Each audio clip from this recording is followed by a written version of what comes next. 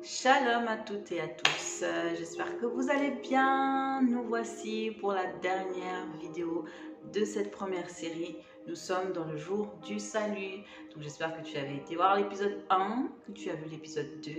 Et nous voici enfin pour le dernier épisode. Donc ce message était vraiment axé sur la bonté de Dieu.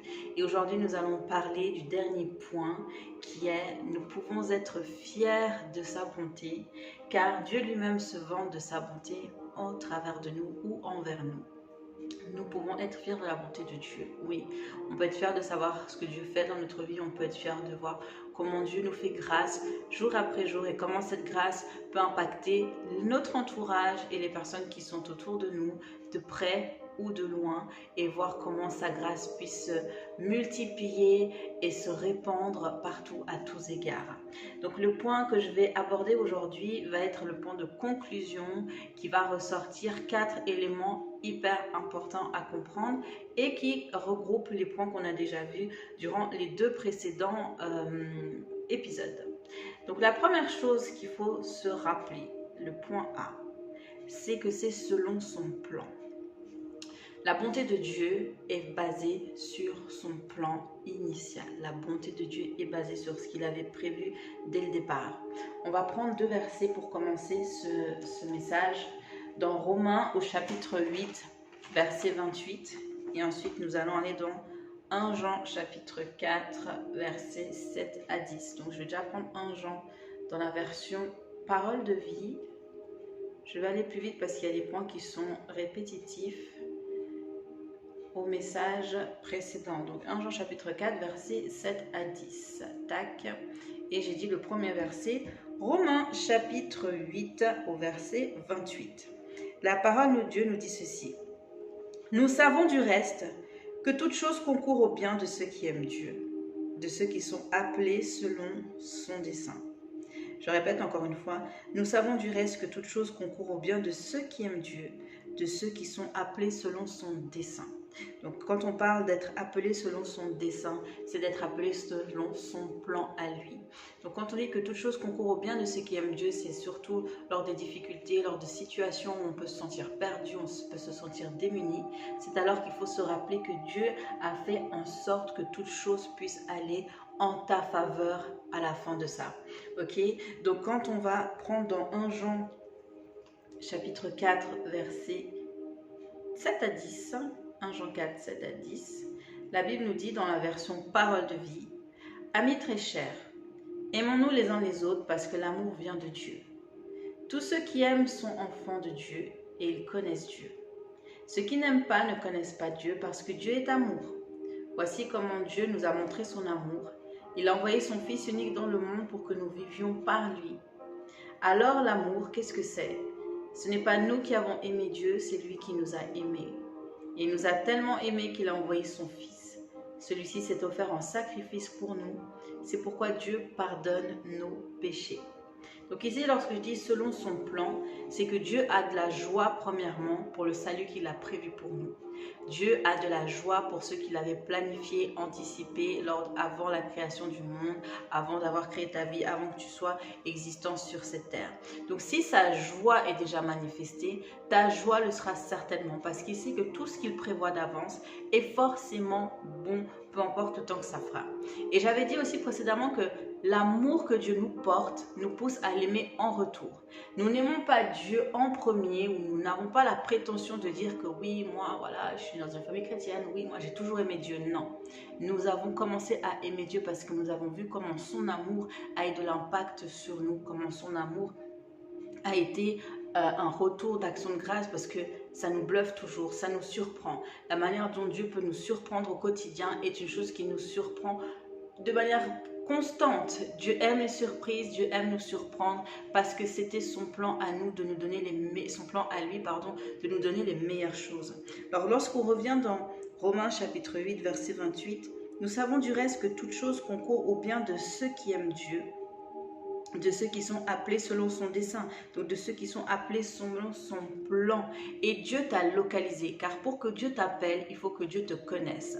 Dieu appelle des gens qu'il connaît, et c'est ça qu'on nous dit dans la parole. Dieu, avant que tu sois dans le ventre de ta mère, je te connaissais. Donc avant que toi tu n'existes, Dieu te connaissait, et parce qu'il te connaissait, il sait te localiser. Dieu connaît ton adresse, Dieu connaît ton numéro de téléphone, Dieu sait comment te localiser, Dieu sait comment t'atteindre. Voilà pourquoi son plan a tous les moyens, tous ses moyens sont favorables pour te pousser dans son plan à lui. Parce que Dieu sait toutes choses, il connaît toutes choses. Et s'il a pu te localiser l'apôtre Paul, s'il a pu localiser les disciples à l'époque, il va te localiser aussi. Donc l'heure est venue de comprendre que tu fais partie de ceux que Dieu aime, tu fais partie de ceux qu'il a appelés. Amen. Suivez très bien. Donc cet impact va te pousser à maintenant réaliser que il va te faire ressembler à ton fils. Ça, c'est le deuxième point. Dieu veut nous faire ressembler à son fils. Comment est-ce que c'est possible? Car on met toujours Jésus sur un piédestal, comme une personne qu'on ne pourra jamais prendre comme exemple de manière à être semblable à lui. Personne n'est comme lui, lui il est spécial, etc. Oui et non. Oui, il était spécial, mais il était spécial parce qu'il avait reçu le Saint-Esprit. Aujourd'hui, tu es tout aussi spécial que lui et que tu peux opérer comme lui et être semblable à lui parce que tu as reçu la même nature que lui avait reçue. Jésus était devenu spécial au moment où il a reçu le Saint-Esprit. Mais avant ça, il était comme monsieur tout le monde, car il était 100% homme et 100% Dieu. Et tant que la nature de Dieu n'était pas encore en lui, pas encore dans son esprit, il ne pouvait pas opérer de la manière dont il a opéré. Et aujourd'hui, celui même qui a dit « vous ferez plus que moi », vous ferez plus que moi, est celui qui est notre exemple à suivre. Comment cela va-t-il se faire? Donc le point numéro 2, Dieu a voulu les faire ressembler à son Fils. On va aller dans la suite de Romains chapitre 8 au verset 29. Car ceux qu'il a connus d'avance, il les a aussi prédestinés à être semblables à l'image de son Fils, afin que son Fils fût le premier-né entre plusieurs frères. Là, on entre encore en profondeur. Je reprends. Car ceux qu'il a connus d'avance, donc toi, moi, nous qui avons été prédestinés avant la fondation du monde, il les a aussi prédestinés à être semblables à l'image de son Fils. Donc Dieu depuis toujours a voulu que tu sois comme son Fils. Dieu depuis toujours a voulu que tu aies la même nature que lui. Dieu depuis toujours a voulu t'appeler son enfant, a voulu te voir opérer dans la même dimension dans laquelle Jésus pouvait opérer aussi. Donc quand Dieu te voit, il te voit de la même manière qu'il a vu Jésus. Il te voit exactement de la même manière. Certains vont se dire, oh, blasphème, ou c'est choquant. C'est une vérité. Tel qu'il est, tel que nous sommes. Et Jésus avait dit à son Père dans l'évangile de Jean au chapitre 17, il dit, toi en moi, moi en toi, je veux qu'ils soient un comme toi et moi nous sommes un. Je leur ai donné la gloire que tu m'as donnée.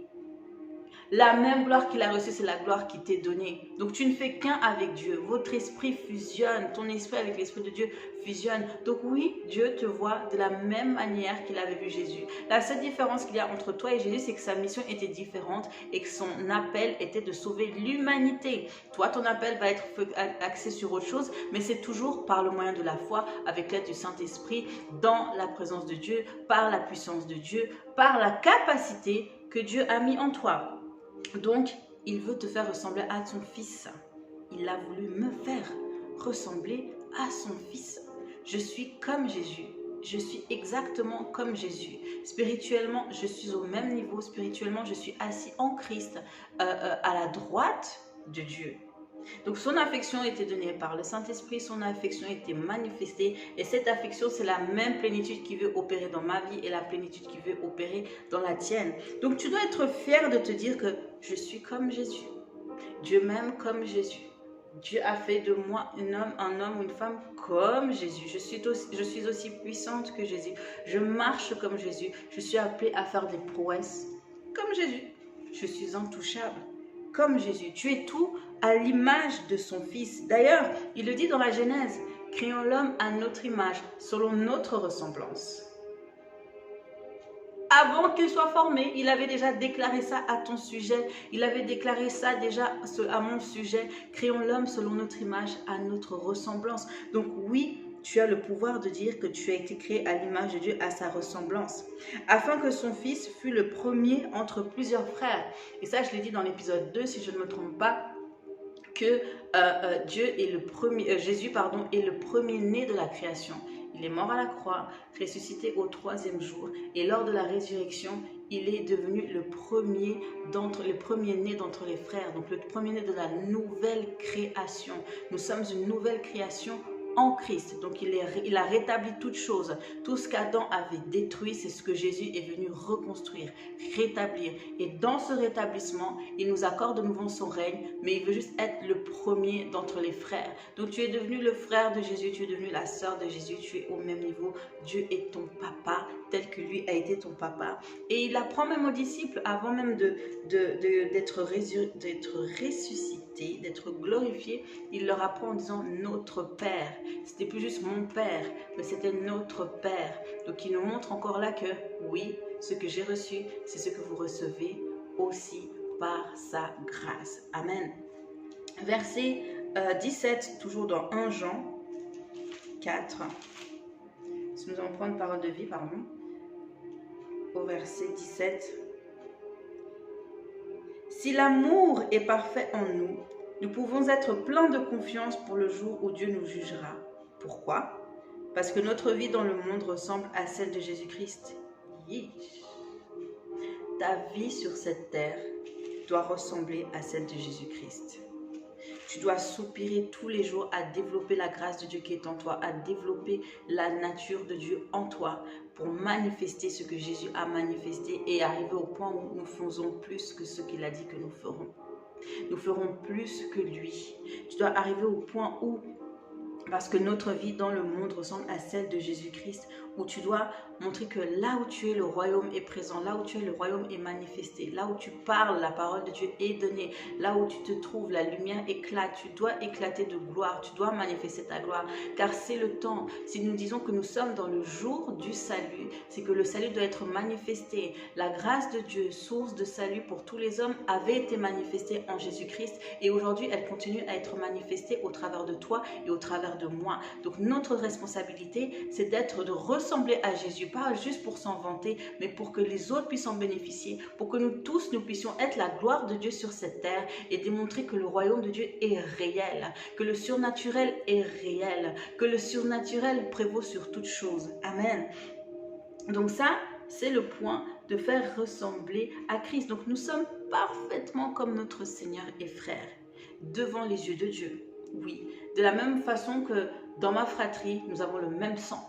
Moi, mon frère, ma soeur, il n'y en a pas un qui est plus l'enfant de nos parents que l'autre. Non, nous sommes les trois au même niveau. Alors, à plus forte raison, si les liens du sang sont aussi forts dans le naturel, le lien de l'esprit dépasse le lien du sang. Donc, de la même manière, Dieu nous voit pareil. Les liens de l'esprit de Dieu dans notre esprit, dans le monde spirituel, a un fort impact. Donc, oui, Christ a été enfanté, le premier de la nouvelle création, et nous sommes entrés avec lui. Nous avons été ressuscités avec lui. Maintenant, point numéro 3, c'est-à-dire le point C. Jésus a été le premier-né de tous les fils de Dieu. Il a ouvert les portes à la nouvelle création. C'est pour ça que la parole de Dieu nous dit dans Actes, il n'y a aucun salut en dehors du nom de Jésus. Il n'y a aucun salut possible en dehors de lui. C'est lui qui nous donne accès à ce salut. On va lire Romains chapitre 8, verset 30, on continue la suite, qui nous dit ceci. Et ceux qu'il a prédestinés, il les a aussi appelés.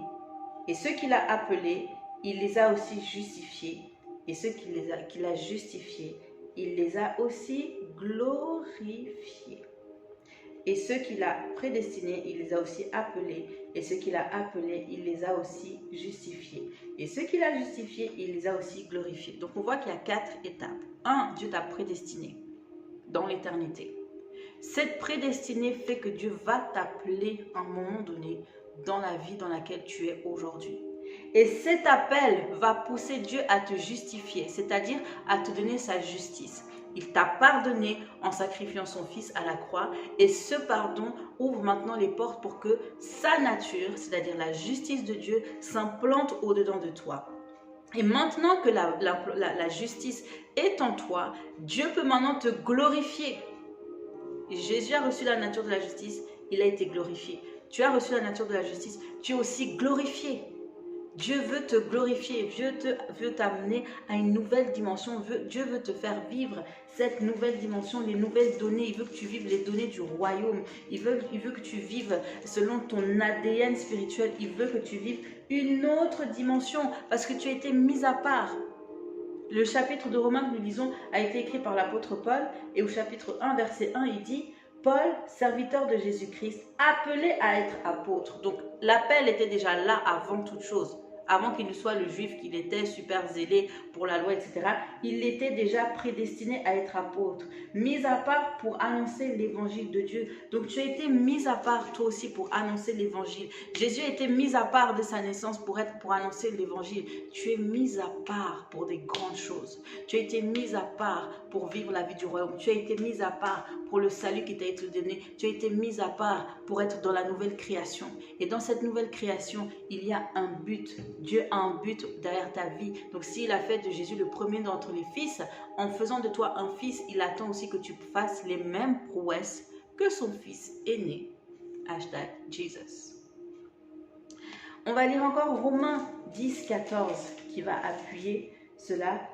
Je vais plutôt revenir dessus en faisant d'abord comprendre quelque chose d'important. C'est que j'ai dit aussi dans l'épisode 2 que les gens se disent que voilà, il faut qu'ils arrangent leur vie par eux-mêmes pour pouvoir venir à Christ.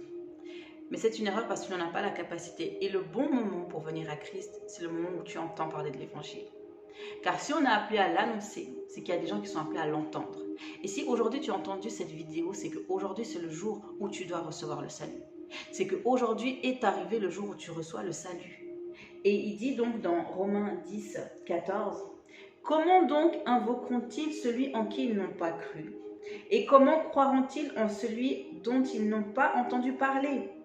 Et comment entendront-ils parler s'il n'y a personne qui prêche?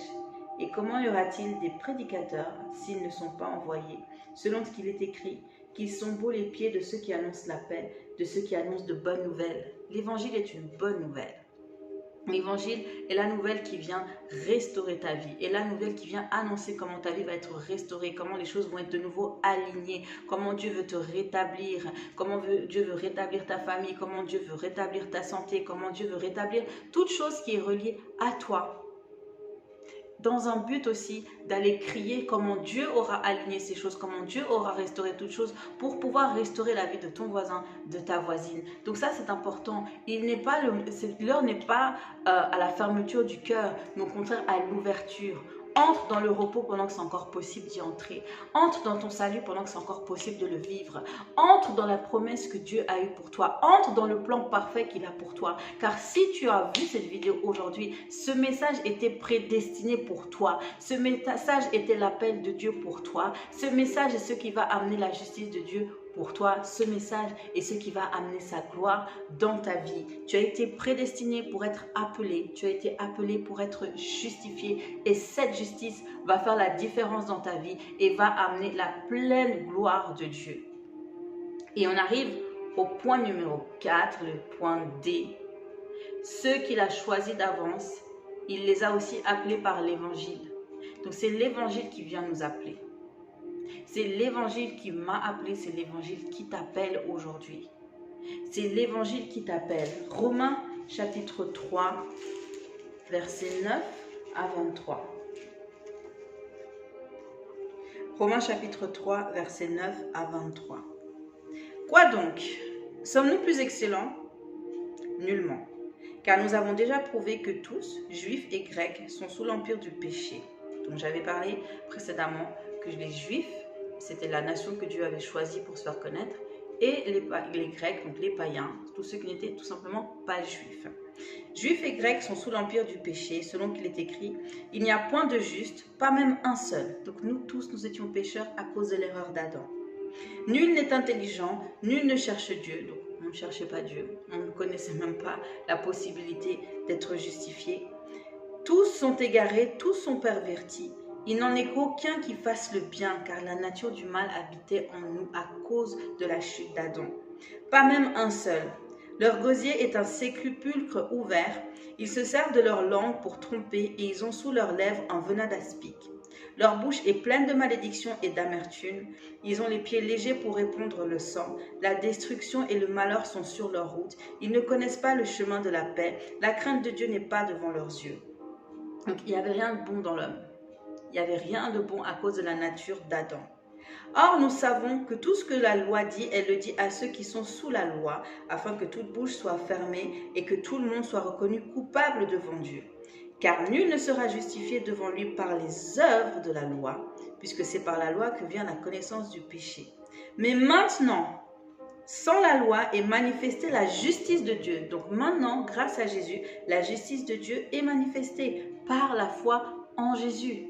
Donc quand tu crois en Jésus, la porte de la justice s'ouvre à toi. Pour tous ceux qui croient.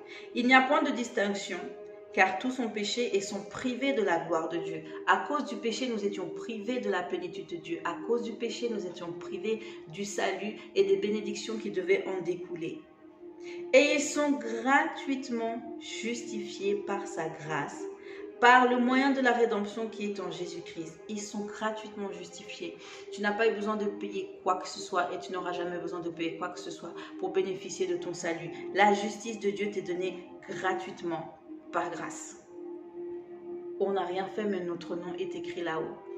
Je n'ai rien fait, mais mon nom est inscrit dans le livre de vie. Ton nom a été inscrit dans le livre de vie depuis l'éternité. Et maintenant, reçois juste la gratuité de cette justice. Reçois juste en croyant.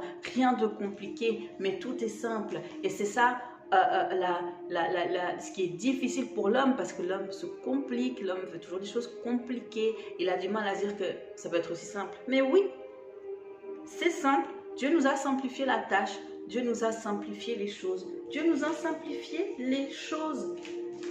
Et on va lire encore, toujours au chapitre 8, versets 31 à 32. Que dirons-nous donc à l'égard de ces choses? Si Dieu est pour nous, qui sera contre nous? Si Dieu est pour toi, qui sera contre toi? Lui qui n'a pas épargné son propre fils, mais qui l'a livré pour nous tous, comment ne nous donnera-t-il pas aussi toutes choses avec lui? Et ça, c'est un verset aussi quand j'avais lu. Je me suis dit, ok, donc il est avec moi, personne ne peut être contre moi, d'accord, c'est une chose.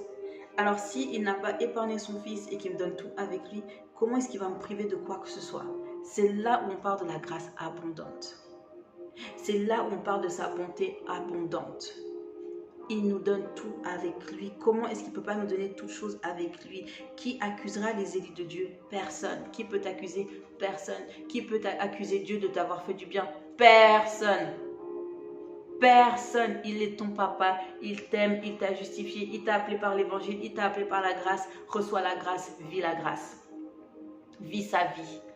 Vis la vie de la sainteté, vis la vie du royaume, vis ta royauté. La religion n'a rendu personne juste, la religion n'a sauvé personne, mais Christ lui-même, oui, nous accorde son salut. Christ lui-même nous accorde une justice indéniable que personne ne peut contester, pas même Satan.